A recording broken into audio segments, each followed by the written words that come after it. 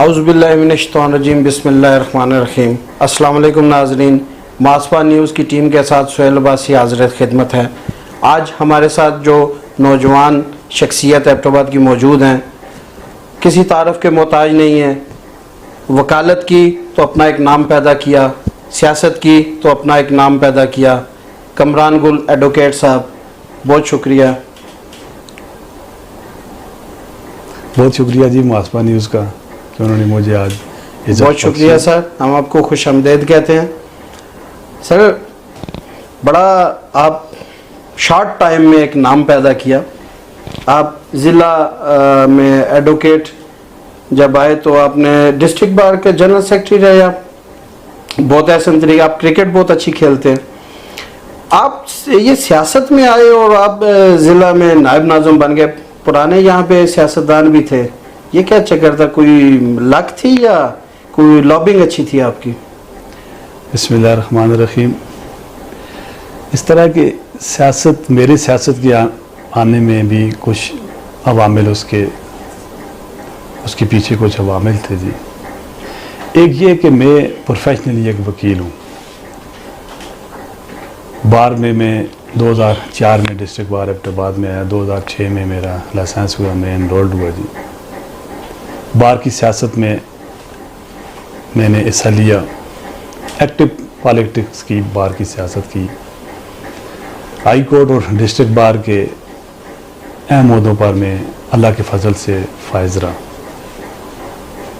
और सियासत जिस तरह, अगर मैं कहूँ कि सियासत वकील की मीरास है तो ये बजा होगा, क्योंकि इस मुल्क को बनाने वाले भी सियासतदान जो थे, कायद आज़म मोहम्मद अली जिन्ना, वो सियासतदान भी बहुत अच्छे थे और वकील भी थे। जिन्होंने ख्वाब देखा वो भी बहुत अच्छे सियासतदान थे, इलामा इकबाल साहब, और वो वकील भी थे।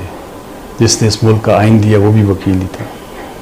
तो सियासत और वकालत ये तो लाज़िम मलज़ूम है। एक तो सियासत का ये वो था कि मैं सियासत में आया, बार की जो लेगेसी थी हमारी सियासत की लेगेसी, उसको आगे लेके चलना था। उसके अलावा जो दूसरा था,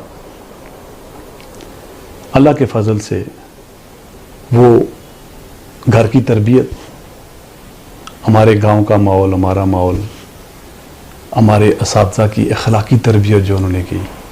बुनियादी तौर पर सियासत जो है वो तो खिदमत है ना जी। तो वो जो खिदमत का आंसर जो था वो शुरू से ही उसमें मैं पेश रहा।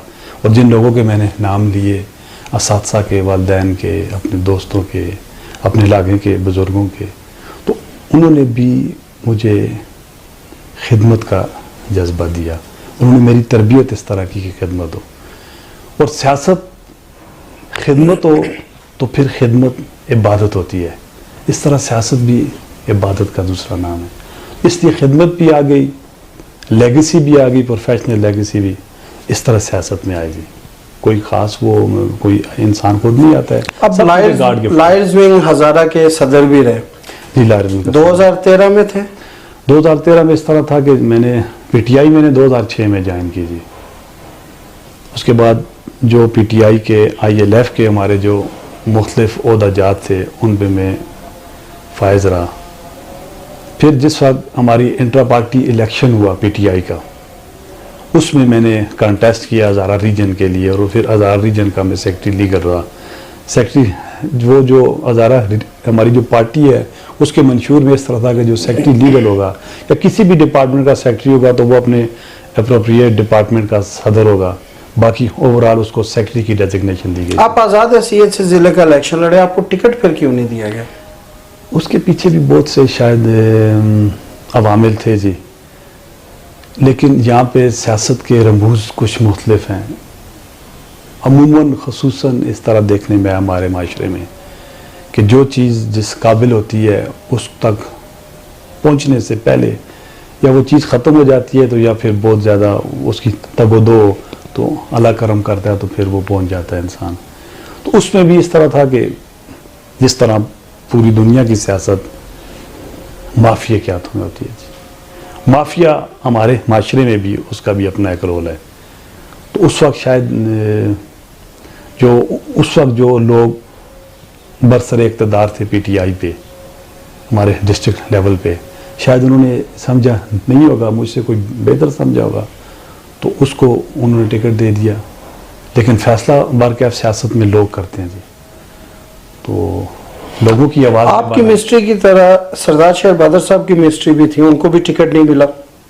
आप भी ओहदे इसमें लाइट्स विंग में हज़ारा में एक सदर के हैसियत, वो डिस्ट्रिक्ट के थे, तो दोनों बाद में आज़ाद हैसियत से जीत के शामिल हो गए थे, लेकिन दोनों की मिनिस्ट्री अलग हो गई।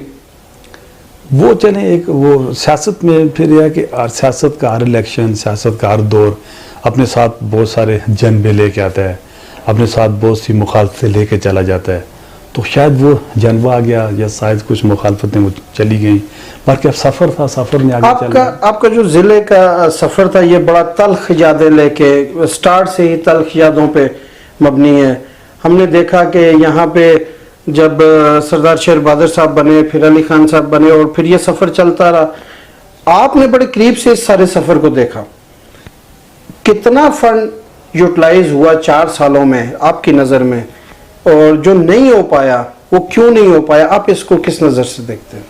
देखिए, जो फंड हमारा गवर्नमेंट ने जो दिया, जो मुख्तस किया गया डिस्ट्रिक्ट के लिए, लोकल बॉडी 38 करोड़ था पहले सेशन में जो है, वो सारा तकरीबन यूटिलाइज हुआ जी। देर हो गई, लेकिन 1 साल का जो हमारा बजट था वो रह गया।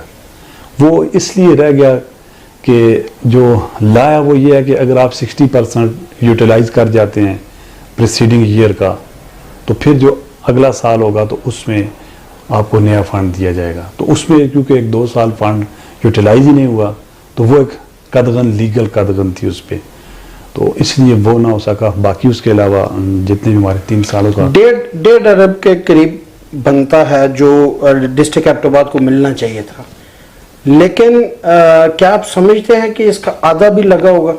जी लगा है जी।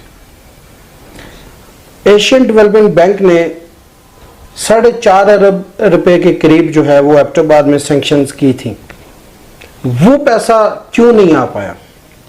वो मुझसे पहले था जी, ये भी बात कागज़ों की हद तक थी, तो इसके कुछ और मुहरकात होंगे, लेकिन जिस वक्त हमने चार्ज लिया उस वक्त ऐसी कोई बात ऑन ग्राउंड मौजूद नहीं थी जी। एशियन डेवलपमेंट बैंक की मीटिंग्स हुई थी बहुत सारी उनकी, उससे पहले काफ़ी सारे MOUs भी शायद साइन हुए होंगे, लेकिन वो इम्प्लीमेंट ना हो सका। उसके पीछे शायद उनकी अपनी कोई एशियन डेवलपमेंट बैंक की कोई रिक्वायरमेंट्स थी, या कोई आगे जो प्रोसीजर है वो अडॉप्ट नहीं किया गया। खैबर पख्तूनख्वा में 3 ज़िले थे जिनको ये फंड दिया गया था, एक पेशावर था, एक मर्दान था और एक एबटाबाद था।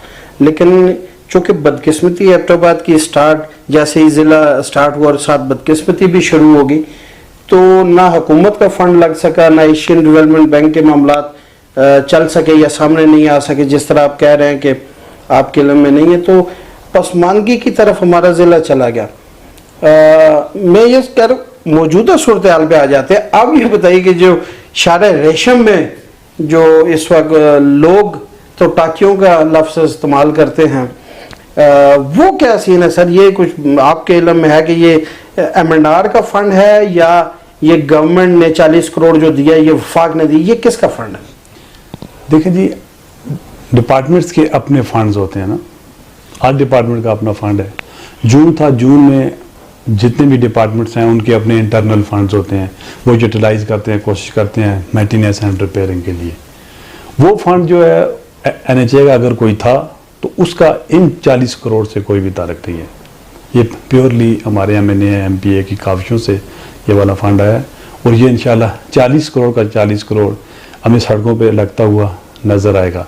और मैं इसमें खराज तहसीन भी पेश करता हूँ जो हमारे स्टेक होल्डर हैं उनको, कि बड़े अरसे बाद एबटाबाद में एक इस तरह का जो मेन प्रोजेक्ट है, क्योंकि ये शायद रेशम रीढ़ की हड्डी की हैसियत रखती है पूरे पाकिस्तान के लिए, और एबटाबाद तो गेटवे है नॉर्दर्न एरिया का, इसको गेटवे समझा जाता है। तो ये जो 40 करोड़ पे है ये इंशाल्लाह ये यूटिलाइज होगा, अच्छे तरीके से होगा। और हम जो लोग हैं उनसे भी रिक्वेस्ट करते हैं कि वो खुद आके देखें, मॉनिटर करें। अगर कोई किसी जगह पे कोई वो समझते हैं 19-20 हुआ है तो बिल्कुल वो अपनी कंप्लेंट फाइल करें, उनकी दादरसी की जाएगी और जो भी इसमें शकूक व शुबात हैं वो दूर किए जाएंगे। ये जो फंड है ये भी मजबूत हाथ लेके आए हैं और फंड यूटिलाइज भी मजबूत हाथ में होगा इंशाल्लाह। वो बल्दियात का इलेक्शन आया, क्या आप इलेक्शन लड़ेंगे? बल्दियात का भी जो नया सेटअप जो आया वो अभी फाइनल नहीं हुआ है। प्रपोज सेटअप दिया गया जी, वो फाइनलाइज हो जाए। अभी जो पुराना लोकल बॉडीज़ का सेटअप था उसमें तो मैं कैंडिडेट रहा हूँ, लेकिन अब जो नया है अब ये पहले देखते हैं कि क्या आता है। पीटीआई की कारकर्दगी एबटाबाद में जो है उससे मुतमईन है? बिल्कुल जी मुतमईन हूँ, पहले से बेहतरी की तरफ हम लोग जा रहे हैं।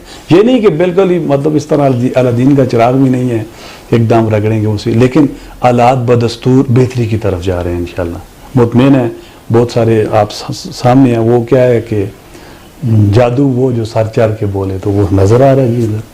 बहुत शुक्रिया कमरान गुल एडवोकेट साहब, जादू वो जो सर चढ़ कर बोले। नाजरीन, आपने गुफ्तगू सुनी, हमारे यंग लायर हैं, पॉलिटिशियन हैं कमरान गुल एडवोकेट साहब।